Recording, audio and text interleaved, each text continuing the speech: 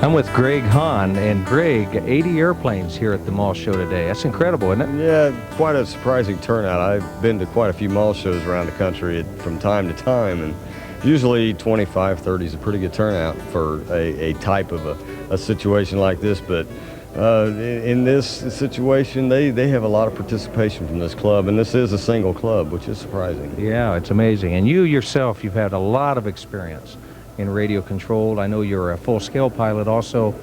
What got you interested in radio controlled? I know you've done some national meets. Tell us a little bit about that. Mainly the interest toward modeling started when I was a kid. Of course, I've been in this since 1976. I was in high school at the time. It's got me into aviation, and I worked my way into full scale, did some commercial flying, and aviation's been a big part of my life. Modeling today is a way for me to enjoy the history factor of aviation. I get to fly the World War II type aircraft in models, whereas in full scale you would have to be extremely wealthy or something like that. So I get to fly the types of aircraft I've always been interested in flying, and so like here there you see quite a few war types here. They're not real. They're popular. They're not popular for the normal modeler because they have a lot of difficulties associated with them as far as flying, things like that. But that's mainly my interest grew out of the history of it and being able to fly the old 1940s style aircraft. So you like the scale models, and here at the mall show I saw a beautiful P-51. There's a beautiful Thunderbolt over there. Exactly. I've got my eye on that Thunderbolt. I built one very similar to it in 1978, same kit. Same size. The fellow that did this just finished it, did a very nice job. It should fly very well for him, and I hope he has good luck with it. And it's kind of been my favorite of the day. Well, I'll tell you, I've certainly enjoyed myself out here at the mall today, and I've learned a lot about these radio-controlled airplanes. Yeah. It's something that, you know, anybody that's interested in aviation could get into. You can get into it real reasonable, and you can really go as technical as you want. Exactly.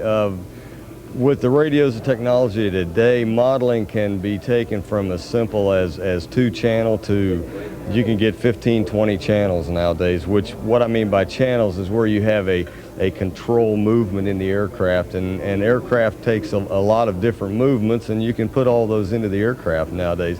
It's very safe. The radios are very reliable. You don't have the electronic problems we used to associate in aviation as far as modeling goes. It's a lot better. Oh, a lot better, a lot better. And of course you get the enjoyment because you get to relax a little bit more. Currently you're flying a scale model of the P-38? Exactly. The P-38 model I'm flying right now in competition has a wingspan of 114 inches and weighs about 42 pounds. It's powered by a pair of a 2.4 cubic inch gasoline 2-stroke motors. That's a big model. That's a very large model. In competition nowadays, the larger the better. We have a size limitation, or should I say a weight limitation right now for competition of 55 pounds. 40 is getting up there pretty good. I also have a B-25 that is 50 pounds, but the P-38, the bigger you can get them, the better they show, the better the judges get to see them, and they actually work out better for competition. So when you're doing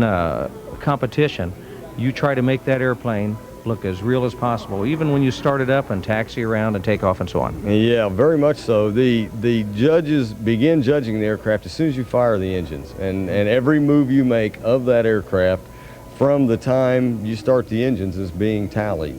And your P-38 is the largest scale P-38 flying, is that right? Actually, right now I think there's probably 4 or 5 in the United States that size because they're off of a commercially available set of drawings. The B-25 was an enlargement of a commercially set of drawings, and it happens to be the only one in existence. Now there's another one being built in New York. It should be completed sometime this year, but there's a few P-38s, but not too many of them get flown much. Well, thank you, Greg. We appreciate your time, and that wraps it up here at the North Park Mall.